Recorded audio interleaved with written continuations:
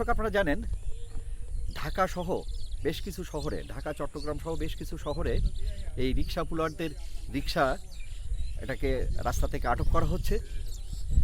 বুলডোজারের মতো একটি পরিবর্তিত হপার এই রিক্সাগুলোকে কামড়ে ধরছে, থেতলে যাচ্ছে, চটকে ফেলে এইটাগুলোকে পৌরসভার বা সিটি কর্পোরেশনের ড্রাম্পিং ট্রাকে তুলে এগুলোকে নিয়ে যাওয়া হচ্ছে। এই যে বিষয়টি, মানুষ কিন্তু তাকিয়ে তাকিয়ে দেখছে, সাধারণ মানুষ তাকিয়ে তাকিয়ে দেখছে কি ঘটছে। আর যারা এই রিক্সার বা অটোরিক্সা কিংবা ইজি বাইকের মালিক, তারা কিন্তু রাস্তায় আহাজারি করছে, কারণ তাদের এই ক্ষুদ্র যানবাহনটি কেনবার জন্যে একদিকে পরিবারের সমস্ত সঞ্চয় ব্যয় করেছে এবং বিভিন্ন এনজিও সংস্থা থেকে তারা ঋণ নিয়ে এই ছোট্ট যানবাহনটি তৈরি করে বা ভাড়াতে নিয়ে বা ক্রয় করে তারা দিন নির্বাহ করছে। এখান থেকেই তাদের একদিকে যেমন সাংসারিক আয় হচ্ছে, সে ঋণের টাকা পরিশোধ করছে, সংসারটা একটু সচ্ছলতার মুখ দেখছে। গ্রামে থাকা তার স্ত্রী পরিজন, বাচ্চা কাচ্চার লেখাপড়া ইত্যাদি সকল কিছুই কিন্তু সাপোর্ট আসছিল এই ছোট্ট যানবাহনটি দিয়ে। এই ছোট্ট যানবাহনটি যদি নষ্ট করে ফেলা হয়, তাহলে তার কিন্তু এটা থেকে বেরিয়ে আসার কোনো সুযোগ নেই, বিকল্প কোনো আয়ের রাস্তাই নেই। আমরা জানি যে এই একটি রিক্সা তৈরি করতে 60,000 থেকে 2.5 লক্ষ টাকা পর্যন্ত খরচ। এই খরচ সে কিন্তু কোথাও না কোথাও থেকে ধার করে এই কাজটি করেছে, অথচ বিনা নোটিশে এই যানবাহনগুলো নষ্ট করে ফেলা হচ্ছে। সরকার বলছে রাস্তার শৃঙ্খলা ফেরাতে চাই, তারা বেআইন করেছে, পারমিশন ছাড়াই রাস্তায় উঠেছে, তাই তাদেরকে আমরা ডাম্পিং করছি। রাস্তার শৃঙ্খলা ভঙ্গ করেই যদি এই যানবাহনটাকে নষ্ট করা যায়, ভাঙা যায়, তাহলে আমরা তো দেখেছি রাস্তায় বহু ধনিকদের যে 4 চাকার গাড়ি, এখন মার্সিডিজ বেঞ্জ পর্যন্ত, এরাও কিন্তু নিয়ম ভাঙে। ক্ষমতা আছে সিটি কর্পোরেশনের এই গাড়িগুলোকে এইভাবে চেপ্ট করে দেয়া, তা কিন্তু কোনোভাবেই আমরা দেখব না। এই রিক্সাগুলো, এই ভ্যানগুলো, এই অটো রিক্সাগুলো কিংবা ইজি বাইকগুলো, এরা রাস্তায় আসে কেবলমাত্র কিন্তু যাত্রী পরিবহন করবার জন্যে। হয় সে যাত্রীকে পৌঁছে দিচ্ছে অথবা যাত্রীকে নিয়ে আসছে, বিনা কারণে কিন্তু এরা রাস্তায় ওঠে না।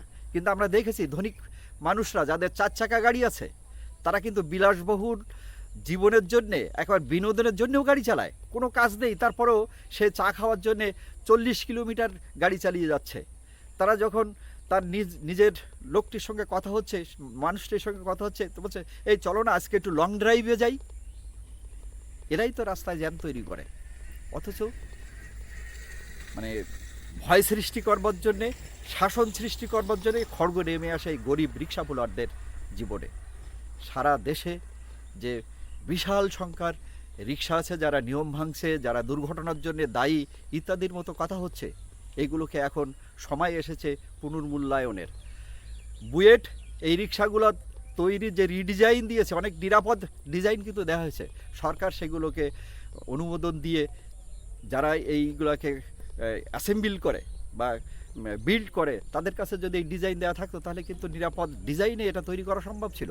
আবার এই রিক্সা পুলারদের যদি খুব স্বল্প সময়ের যদি একটা প্রশিক্ষণ দেওয়া হতো, তাহলে তারা কিন্তু রাস্তার নিয়ম জানতো, তাদের দুর্ঘটনা এড়িয়ে যাওয়ার সুযোগটা কিন্তু ছিল।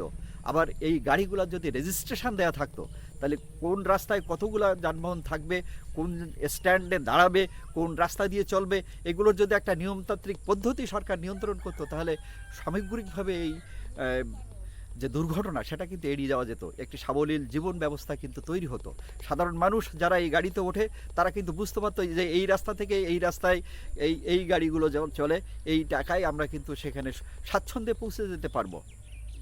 কিন্তু সেটা হচ্ছে না, মাঝপথে এই দরিদ্র মানুষদের জীবন বিপন্ন করে ফেলেছে।